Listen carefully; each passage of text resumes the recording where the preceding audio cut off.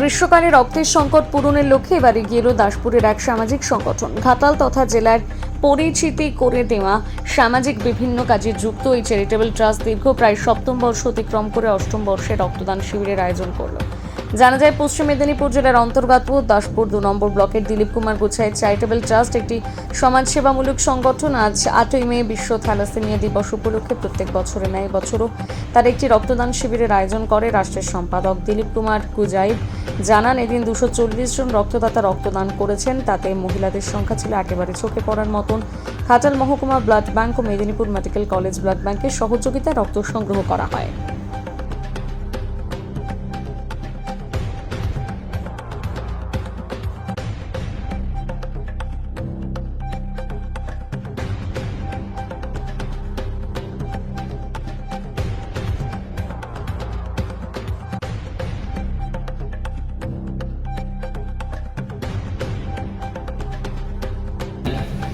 প্রতি বছরের মতো এই বছর এই রক্তদানের মতো বৃহৎ দানে যোগদান করার জন্য পুলিশ সরকার জানে এবং ভালোবাসা জানে, যাতে এই রক্তদান শিবির বছরের পর বছর চলতে পারে, সেই প্রচেষ্টা যেন আমাদের এই ট্রাস্ট।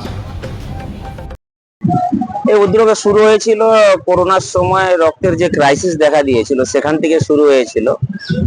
তো সেটা যখন শুরু হয় খুব সুন্দরভাবে 1 থেকে 2 দিনের মধ্যে আমরা প্রায় নিয়ার অ্যাবাউট 70-80 জনের রক্ত জোগাড় করতে পেরেছিলাম। সেখান থেকে একটা যে শুরুবাদ হয়েছে সেইটা আস্তে আস্তে আমাদের ট্রাস্টে একটা সফলতা এনে দিয়েছে, নাম প্রচার এনে দিয়েছে, এবং বিভিন্ন এরিয়া থেকে যে এটা যেন চালু থাকে বৎসরের পর বৎসর, সেটা একটা লোকের, আমাদের জনগণের যে একটা ভালোবাসা বলুন, সেই জায়গাটা থেকেই এটার উৎপত্তি হয়েছে এবং দিনকে দিন এটা বেড়েছে।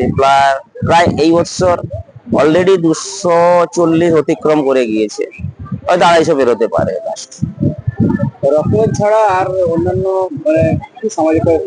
সামাজিক কাজে আমাদের একটা আনন্দ পাঠ বলে একটা ছোট স্কুল আছে এখানে, বাচ্চাদের টিউশন স্কুল বলতে হয়।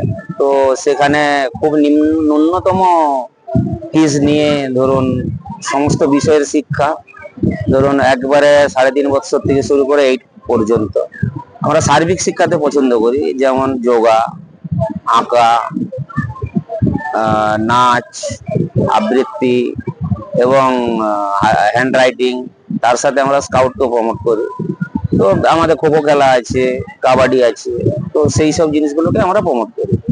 আগামী দিনে কি করবো?